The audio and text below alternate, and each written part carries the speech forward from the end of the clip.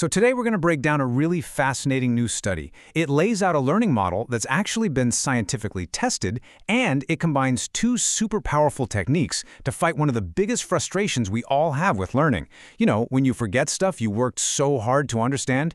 Let's dig into how this whole system could completely change the way you learn.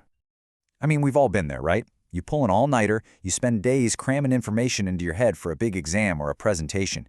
You walk in feeling like, okay, I got this. And then a week later, poof, it's just gone.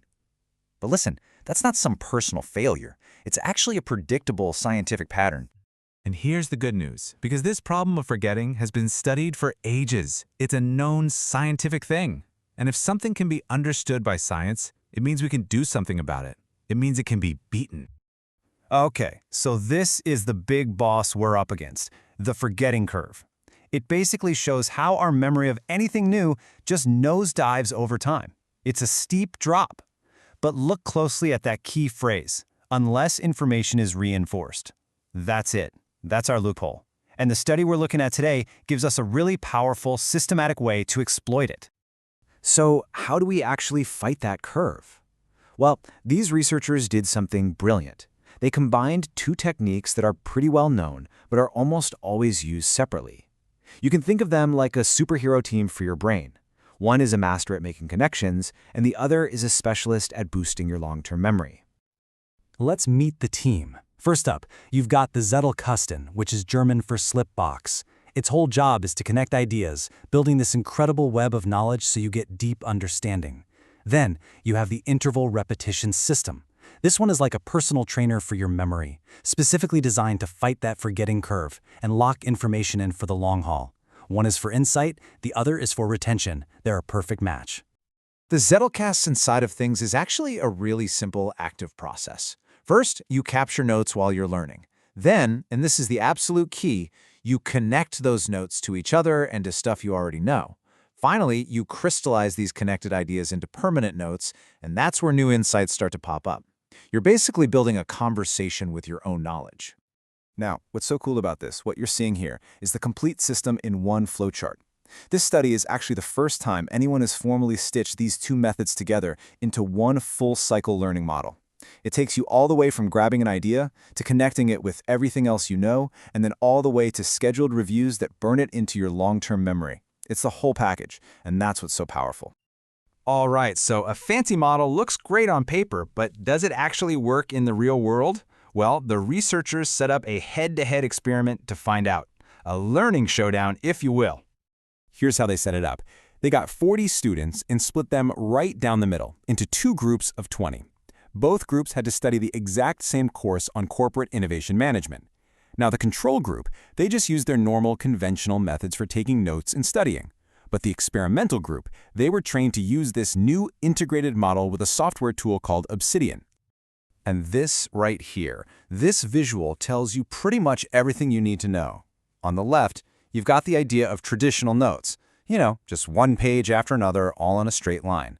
But on the right, you can see what the experimental group was actually building. This dynamic, interconnected web where any idea could link to any other idea.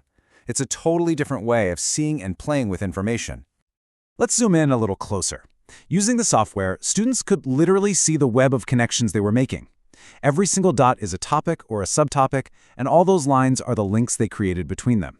This isn't just about getting organized, it's about making sense of really complex stuff and seeing patterns you would have totally missed otherwise. So after 2 weeks of studying, both groups took the exact same test. The big question was, did this new, fancy, integrated system actually make a difference? Was there a clear winner? Oh yeah, the difference was staggering. The experimental group, the ones using the new model, scored an average of over 40 out of 50.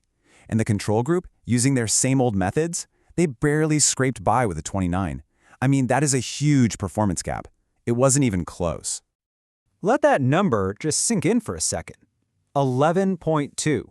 That was the average difference in their test scores. To put that in perspective, in pretty much any class, an 11-point advantage on a 50-point test is an absolute game changer. That's the difference between passing and failing, or between getting a B and getting an A. And look, this wasn't some fluke. The researchers themselves were crystal clear about it. They said the results were statistically significant, which is science speak for this definitely wasn't a coincidence. The model directly caused the better performance. But here's the kicker. It gets even more interesting. The researchers also gave the students what's called a metacognitive awareness survey. And the group using the new system, they didn't just score higher on the test, they also reported a much deeper understanding of the material and way more confidence in their own learning process. They didn't just know it better, they knew it better. So, we've seen that this system absolutely works. But the real question is why? Why is it so effective? Well, the researchers broke it down into 3 key reasons, which you can basically think of as your blueprint for better learning. So the whole system really stands on 3 pillars. First, it manages your attention. The Zettelkasten method makes you an active participant. You're not just passively listening to a lecture. Second, it builds connections. By linking ideas, you create this strong, flexible web of knowledge that's way more durable than just trying to memorize isolated facts. And third, it boosts retention. That's where interval repetition comes in and systematically crushes the forgetting curve. So, the bottom line here, the big takeaway, is that this isn't just another study hack for passing a test. It's a scientifically proven alternative to that painful cycle of cramming and then forgetting. This is a real blueprint for building knowledge that actually sticks around, knowledge you can use, connect, and build on for years to come. And that really just leaves us with one final question to think about. Imagine for a second that the fear of forgetting things just wasn't a factor for you. What new skill would you go after? What complex subject would you finally dive into? Because what this research suggests is that those goals might be a whole lot more achievable than you think.